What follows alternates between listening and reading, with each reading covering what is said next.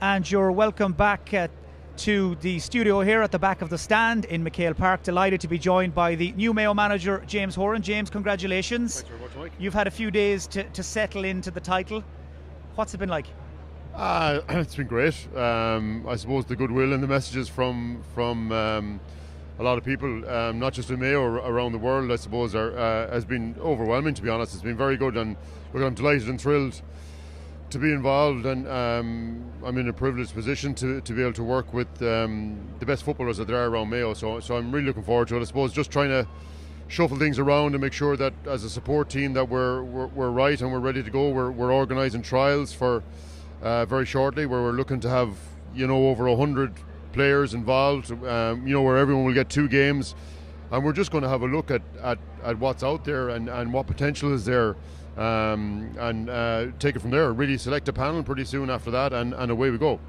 I read your interview in the Star this morning, and one line that jumped out. You said, if you talk about quests or you talk about odysseys, that's a fairy tale, really. It's going to be about player development, player improvement, and small steps one after another. Is that something we're going to hear a lot of in the coming months? You're trying to bring things right back to ground zero again.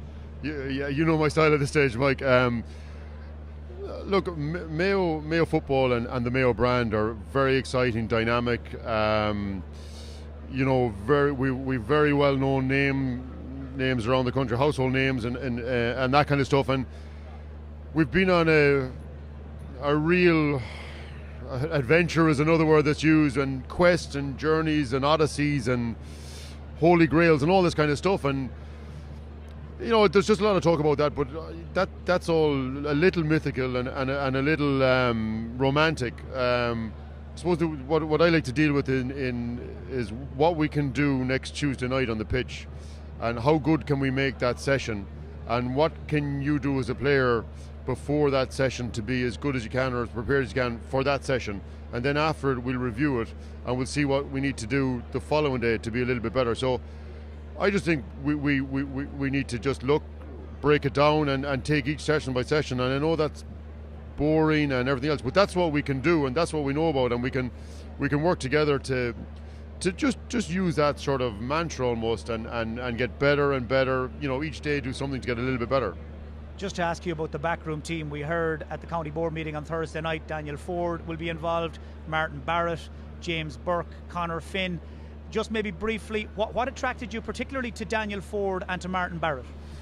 Yeah, well, but last time I was in, I looked externally and probably got, 2 of the best coaches in the country at the time, in Keane O'Neill and Donny Buckley, and I felt that was what was needed at the time, because they were what was there, and there was nothing else standing out from a Mayo point of view. But when you look at what's happening over the last few years in Mayo, I think there's been a huge movement.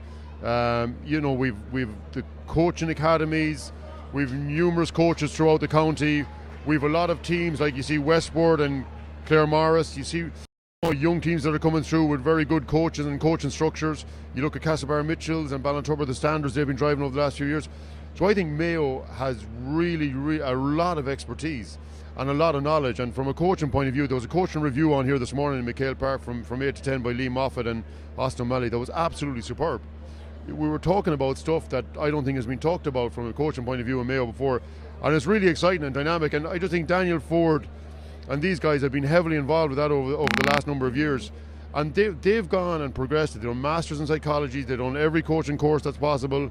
They're looking to learn, develop, progress, and they're Mayo people with really strong motivation to make sure that Mayo do well. So when you add all that up, I thought, wow, the expertise and knowledge that we have in-house is exactly where we should be, and it's time to recognise that and maybe promote it and give it its chance at inter-county level. A couple of quick questions, because I know the second half is about to begin here.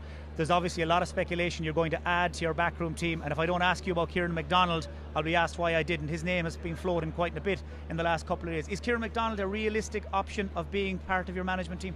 Well, where it is at the moment, you've named a lot of them there. We've James Burke up in Dublin, we've Martin Lally involved, we've Joe Doyle, a Westford guy involved, we've Martin Barrett, who I'm delighted to have, with huge knowledge up of North Mayo football. So we've a lot of very good. Stephen Carlin is looking to be involved from a performance point of view. Martin McIntyre. So we're very, very strong and a lot of expertise. So I'm still looking to maybe 1 or 2. I'm not in any hurry.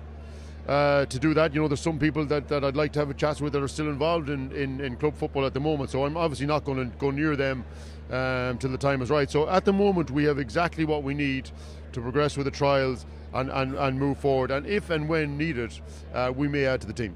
In terms of your own role, I even saw it in your interview this morning, you intend to spend quite a bit of time in a tracksuit, training players, coaching players. Is it fair to say you'll essentially be the head coach of this management setup? Yeah, there's titles and all this kind of stuff are great. I'll definitely have to get a pair of boots because I have no boots at the moment. But no, that I think that's where I'd love to be for a start, and I think that's where I can add the greatest benefit there. But the selector role and head coach and all this kind of stuff. We've no real selectors. We want fellas to be on the field with us. So Martin Bard is going to be on the field, Daniel Ford's going to be on the field, I'm going to be on the field, James Burke is going to be on the field. So we're all going to try and do our little bit to bring the coaching of those players to a higher level. So that's where we are. I've Joe Doyle, who's working with me back in Westport, ex-businessman, very, very organised guy who'll be doing a lot of the off-field, I suppose, management for want of a better way to say it. So we're just trying to set it up so that we can provide the maximum expertise that we have as a support team for the players. You've come in on a 4-year term. Why did you look for 4 years? I just think it's there's going to be new players in this year. I think that's obvious. I think there's new players with the great work that Mike Solan has done over the last few years. So I think there's younger players that are going to come through. Some of them may make it this year, some of them over the next 2 years. So I just think for stability and really the development pathways that have happened through the coaching and through the under-20s and now into the senior, that I just think stability was needed. And I think it's a period of time that's optimum for a management team to bring some of those players through.